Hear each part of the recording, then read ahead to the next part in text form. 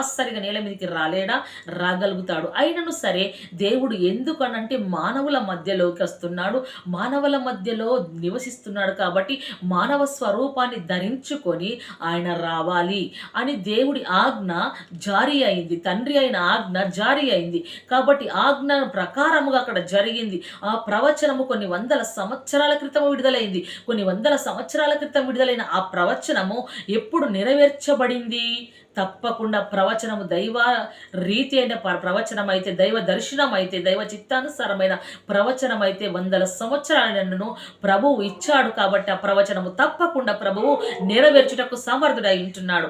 శక్తిగల దేవుడై ఉంటున్నాడు ఆయన కదా. ఇక్కడ మనం అదే విధంగా చూసుకున్నట్లయితే ఏమంటాడు? ఆ పిల్లవాడు పెరిగి అని మనం చూసుకుంటాం కదా.